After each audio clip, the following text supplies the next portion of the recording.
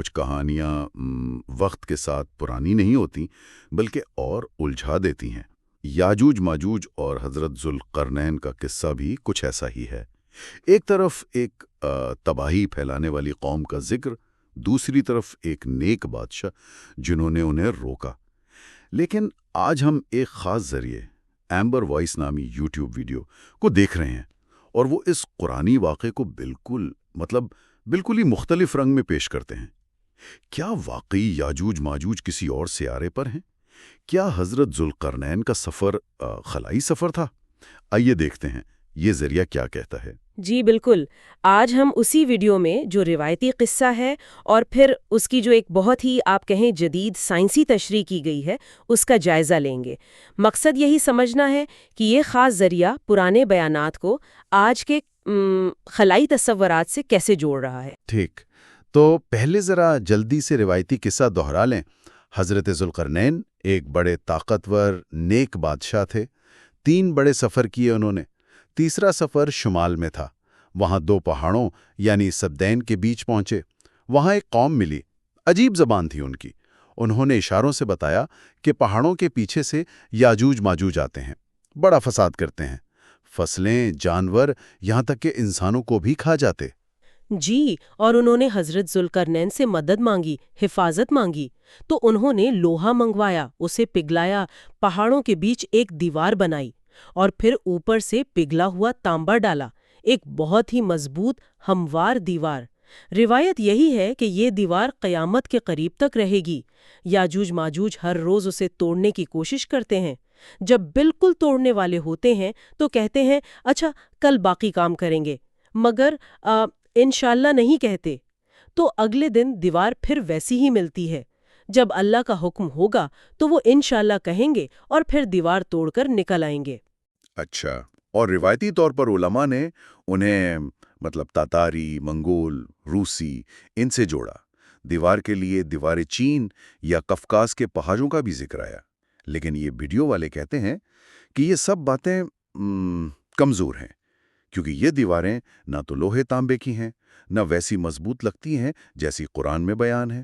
بالکل، اب آتے ہیں اس ذریعے کی اصل یعنی غیر روایتی سائنسی تشریح پر۔ پہلا سوال ہی وہ یہ اٹھاتے ہیں کہ کیا حضرت ذوالقرنین انسان تھے بھی یا کوئی فرشتہ؟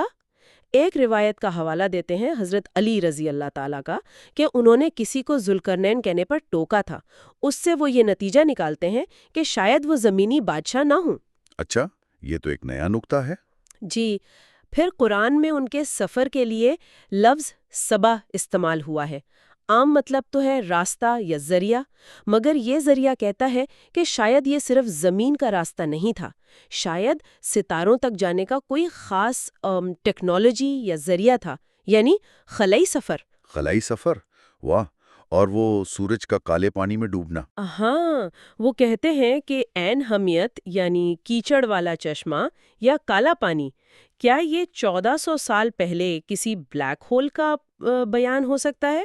بلیک ہول، یہ تو بہت ہی جدید سائنس کی بات ہو گئی۔ جی، اور وہ سدین یعنی 2 پہاڑ، ویڈیو کا خیال ہے کہ وہ شاید نیبولا تھے، خلا میں گیس اور دھول کے بادل جو دور سے پہاڑ جیسے لگتے ہیں۔ نیبولا، ٹھیک ہے، یہ تو کافی آگے کی سوچ ہے۔ اور اس سے بھی آگے ایک بات، وہ قوم جس نے مدد مانگی تھی، ویڈیو والے کہتے ہیں کیا پتا وہ انسان تھے ہی نہیں، شاید خلائی مخلوق، ایلینز ہوں۔ کیا ایلینز؟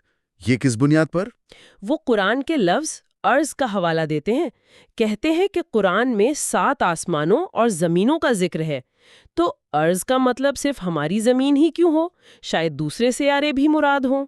اچھا، تو اس حساب سے وہ دیوار زمین پر نہیں بنی بلکہ کسی اور سیارے کے گرد بنی، ایک طرح کا ماحولیاتی بیریئر، لوہے اور تانبے کا، جس نے یاجوج ماجوج کو وہیں قید کر دیا۔ جی، ان کی تھیوری یہی ہے۔ وہ دلیل یہ بھی دیتے ہیں کہ یاجوج ماجوج کی جو تعداد بتائی گئی ہے اور تباہی، کہ وہ جھیلیں پی جائیں گے، اتنی بڑی تعداد آج کی زمین پر کہاں چھپی ہو سکتی ہے؟ آج تو سب کچھ نقشے پر ہے۔ یہ بات تو سوچنے والی ہے۔ تو کیا وہ کسی اور سیارے پر ہیں یا شاید کسی اور ڈائمینشن میں؟ ویڈیو میں ٹائم ٹریول کا بھی ہلکا سا اشارہ ہے۔ تو خلاصہ یہ ہوا کہ یہ جو ذریعہ ہم نے دیکھا، ایمبر وائس کی ویڈیو، یہ یاجوج ماجوج اور حضرت ذوالقرنین کے قصے کو بالکل ہی ایک سائنسی فکشن رنگ دے رہی ہے۔